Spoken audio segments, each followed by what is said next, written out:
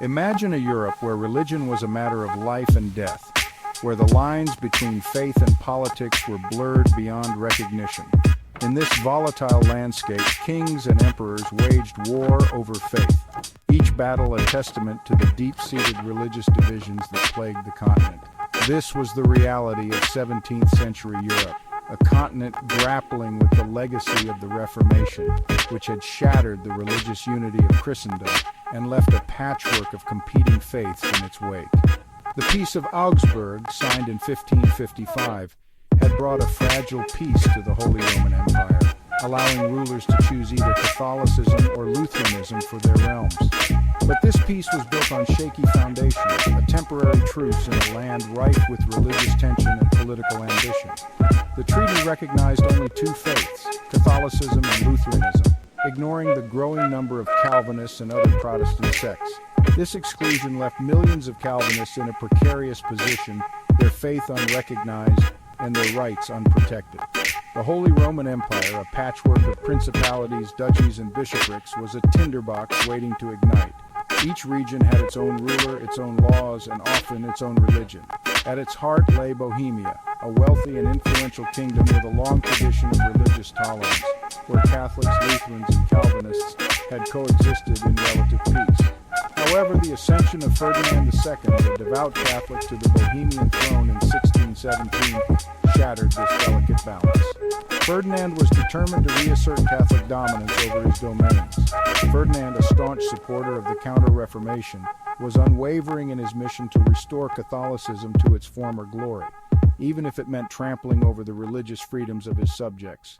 His policies, however, were met with fierce resistance from the Protestant Bohemian nobility, who saw his actions as a direct threat to their religious and political autonomy. The Bohemian Protestants, fearing for their religious freedom, formed a defensive league and began to arm themselves, preparing for the inevitable conflict that loomed on the horizon. They looked to their Protestant neighbors for support, but the response was lukewarm. Many were hesitant to get involved, fearing the repercussions of opposing the powerful Habsburg dynasty. The stage was set for a confrontation that would plunge Europe into one of the most devastating wars in its history, a conflict that would reshape the continent and leave a lasting legacy of destruction and change. Ferdinand II, a man of deep conviction, wasted no time in implementing his Catholic reforms. He ordered the closure of Protestant churches built on church lands, further inflaming tensions with the Bohemian nobility. The Protestants, feeling betrayed by their king, saw this as a direct assault on their religious liberty. In response, they convened a General Assembly in Prague, the Bohemian capital, to air their grievances. On May 23, 1618, a group of enraged Protestant nobles stormed Prague Castle, the seat of royal power. They sought out two of Ferdinand's regents, Wilhelm Slavata and Yaroslav Martina, whom they held responsible for the king's unpopular policy. The nobles, fueled by anger and indignation, put their grievances before the regents and demanded answers and accountability. The ensuing argument, heated and passionate, reflected the deep religious divisions tearing the kingdom apart. The nobles, feeling overwhelmed and dismissed, took a drastic and fateful step. They seized the two regents and, in a moment of reckless defiance, hurled them from the windows of the castle.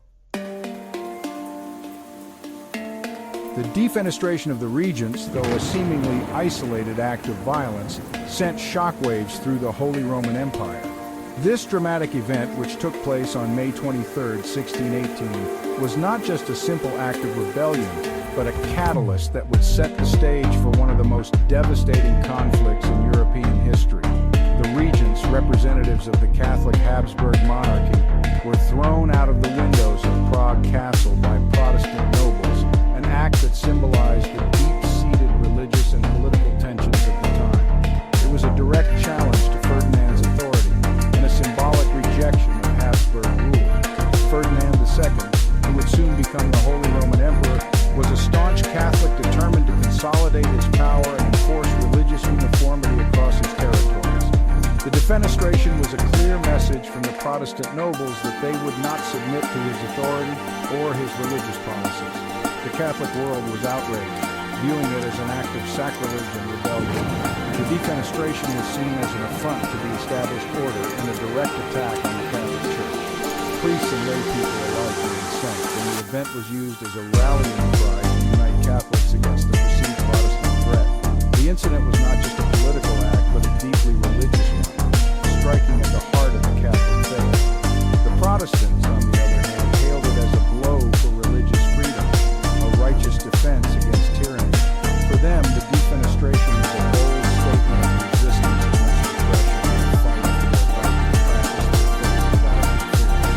It was celebrated as a victory for Protestantism and a step toward creating religious and political autonomy. Miraculously, the two regions survived the fall, and the empire renewed. This unexpected outcome added a layer of intrigue and legend to the event. Some saw it as a sign of divine intervention, while others attributed it to sheer luck. The survival of the regents became a point of contention, with both sides using it to bolster their narratives. Whether divine intervention or sheer luck, their survival was spun as a sign by both sides, further fueling the flames of discord. The Catholics claimed it was proof of God's favor and protection, while the Protestants saw it as evidence of their just cause. This miraculous survival only served to deepen the divide and escalate the conflict. The incident, far from being a humorous footnote in history, ignited the smoldering religious tensions, pushing the empire towards the brink of war. The defenestration was the spark that ignited the 30 Years' War, a brutal and protracted conflict that would devastate much of Europe. The war would see shifting alliances, immense destruction, and significant loss of life, fundamentally altering the political and religious landscape of the continent. The Bohemian Protestants, emboldened by their actions, declared their independence from Habsburg rule, electing Frederick V, the Calvinist ruler of the Palatinate, as their new king. This bold move was a clear declaration of defiance against the Habsburgs in a bid for greater autonomy. Frederick V's acceptance of the Bohemian crown further complicated the political situation, drawing in other Protestant and Catholic powers into the conflict. Ferdinand, refusing to acknowledge the legitimacy of the Bohemian revolt, prepared for war. He saw the defenestration and the subsequent election of Frederick V as a direct challenge to his authority and a threat to the stability of the Holy Roman Empire. Determined to crush the rebellion and reassert his control, Ferdinand mobilized his forces, setting the stage for a prolonged and bloody conflict. The conflict, initially a local uprising, quickly escalated into a continental conflagration, drawing in powers from across Europe. What began as a regional dispute in Bohemia soon involved major European powers, each with their own interests and agendas. The 30 Years' War would become one of the longest and most destructive conflicts in European history, reshaping the political and religious map of the continent and leaving a lasting legacy that would be felt for generations to come. The 30 Years' War, sparked by the defenestration in Prague, was a complex and multifaceted conflict. This event, where Protestant nobles threw Catholic officials out of a castle window, ignited a war that would engulf Europe for 3 decades. The war's origins lay in the deep-seated religious tensions between Catholics and Protestants, but it quickly evolved into something much more intricate.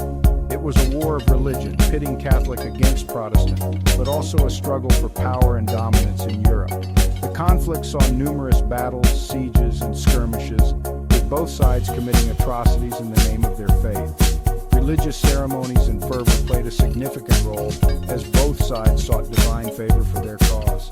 Dynastic ambitions, political rivalries, and territorial disputes intertwined with religious zeal, creating a tangled web of alliances and betrayals. The war saw shifting allegiances, with some states changing sides multiple times. Intrigue and diplomacy were as crucial as battlefield victories, with rulers and generals constantly negotiating and renegotiating their positions.